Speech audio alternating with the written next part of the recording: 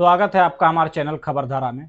आज हम उत्तर प्रदेश के बागपत की एक ऐसी खौफनाक वारदात की बात करेंगे जिसने पूरे देश को हिलाकर रख दिया है।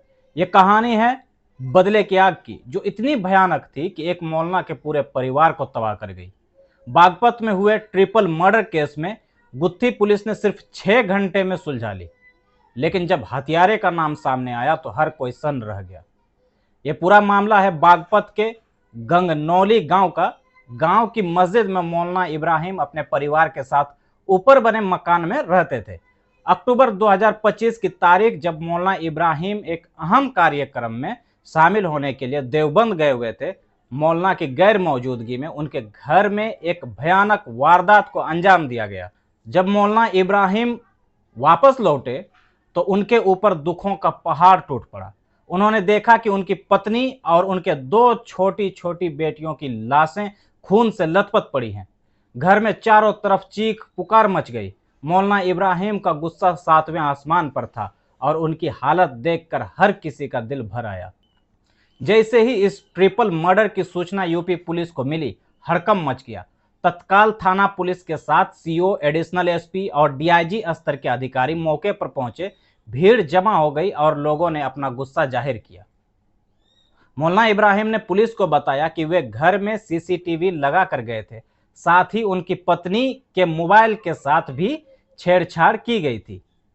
उन्होंने बताया कि गांव के कई लोगों के फोन नंबर डिलीट कर दिए गए थे। यह साफ था कि हत्यारा कोई बाहरी नहीं, बल्कि कोई ऐसा शख्स था जिसे मौलाना और उनके परिवार के बारे में अच्छी खासी जानकारी थी। उसे यह भी पता था कि मौलाना कब घर से बाहर होते हैं और कब घर वापस आएंगे। पुलिस के लिए यह एक बड़ी चुनौती थी। तत्काल घटना के सफल अनावरण के लिए 7 टीमें लगाई गईं। फील्ड यूनिट के मौके से फिंगरप्रिंट्स और डीएनए साक्ष्य जुटाए। जांच शुरू हुई और पुलिस ने सीसीटीवी फुटेज और बाकी सबूतों को खंगालना शुरू किया। और फिर जो खुलासा हुआ उसे सुनकर आप दंग रह जाएंगे। बदले की आग की यह कहानी इतनी भयानक थी कि इंसानियत भी शर्मसार हो गई। जी हां, यह ट्रिपल मर्डर किसी और ने नहीं बल्कि मौलाना इब्राहिम के ही पढ़ाए गए छात्रों ने किया था। दरअसल पुलिस सूत्रों के मुताबिक मौलाना इब्राहिम ने कुछ दिन पहले गुस्से में आकर इन 2 नाबालिग छात्रों की पिटाई कर दी थी। ये पिटाई इन छात्रों को शारीरिक और मानसिक दोनों तरह से गहरी चोट दे गई। दिनांक 11 अक्टूबर 2025 को थाना दोगट अंतर्गत ग्राम गांगनौली में सूचना मिली कि एक मस्जिद, जिसके ऊपर एक कमरे पर मस्जिद के मुफ्ती साहब अपने पत्नी और 2 बच्चों के साथ रहते थे और मुफ्ती कहीं किसी काम से बाहर गए हुए थे, तो वहाँ पर उनकी पत्नी और दोनों बच्चों का शव मिला। इस घटना पर तत्काल थाना police, CO broth, additional SP मेरे और स्वयं डीआईजी महोदय के द्वारा भी घटनास्थल का निरीक्षण किया गया और तत्काल घटना के सफल अनावरण के लिए 7 टीमें लगा दी गई। फील्ड यूनिट के द्वारा भी मौके से आवश्यक फिंगरप्रिंट्स और डीएनए साक्ष्य उठाए गए और लगातार जो 7 टीमें थी उन्होंने बड़े कम अवधि के अंदर वीडियोस को देख के 2 संदिग्धों को चिन्हित किया और जिनसे जब पूछताछ की गई तो ज्ञात हुआ कि ये दोनों बच्चे जो बाल अपचारी हैं, ये उसी मस्जिद के नीचे मौलवी से तालीम हासिल करते थे और मौलवी इनकी अक्सर पिटाई कर देता था, जिसके कारण क्षुब्ध होकर इन्होंने इस घटना की योजना बनाई और ये घटना कारित की। इसके बाद उनके सिर पर बदले का भूत सवार हो गया, लेकिन उन्होंने मौलाना को निशाना नहीं बनाया बल्कि उनके परिवार को चुना। छात्रों को पता था कि मौलाना अपने परिवार से बहुत प्यार करते हैं। मौलाना को सबसे बड़ा दुख देने के लिए उन्होंने उनके परिवार को खत्म करने की योजना बनाई।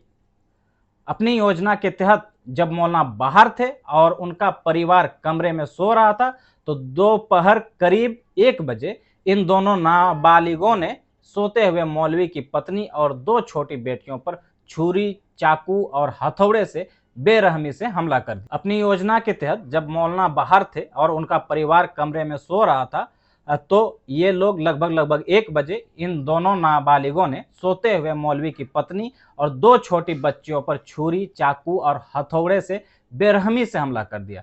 उन्होंने पहले हथौड़े और छुरी से वार किया और फिर चाकू से गोदकर उनकी निर्मम हत्या कर दी। वारदात को अंजाम देने के बाद दोनों वहां से फरार हो गए, लेकिन बागपत पुलिस की टीमें एसओजी और सर्विलांस टीमों के बहुत कम समय में इन दोनों संदिग्धों को पहचान लिया। पूछताछ में दोनों बाल अपचारियों ने अपना गुनाह कबूल किया। उन्होंने बताया कि मौलवी की बार बार पिटाई से तंग आकर उन्होंने शुद्ध होकर इस भयानक घटना को अंजाम दिया था। पुलिस ने इन दोनों नाबालिगों को हिरासत में ले लिया। उनकी निशानदेही पर घटना में इस्तेमाल किया गया हथौड़ा और छुरी भी बरामद कर ली गई। पीड़ित परिवार की तहरीर के आधार पर मुकदमा पंजीकृत करके आगे की कानूनी कार्रवाई की जा रही है। दोस्तों, यह घटना न केवल एक अपराध है बल्कि एक सामाजिक समस्या की ओर भी इशारा करती है। एक मामूली पिटाई का बदला लेने के लिए दो नाबालिग इतनी क्रूरता पर उतर आते हैं कि वे एक महिला और दो मासूम बच्चों को मार डालते हैं। ये दिखाता है कि समाज में गुस्से और बदले की भावना किस तरह बढ़ रही है। पुलिस ने इस ब्लाइंड मर्डर को 6 घंटे में सुलझाकर बड़ी सफलता हासिल की है, लेकिन मौलाना इब्राहिम के लिए ये दर्द जीवन भर रहेगा। इस पूरी घटना पर आपकी क्या राय है? क्या आपको लगता है कि बच्चों पर हाथ उठाना सही है या नाबालिगों में इतनी क्रूरता क्यों आ रही है? हमें कमेंट में जरूर बताएं। अब मिलते हैं हम लोग नेक्स्ट वीडियो में, तब तक के लिए जय हिंद।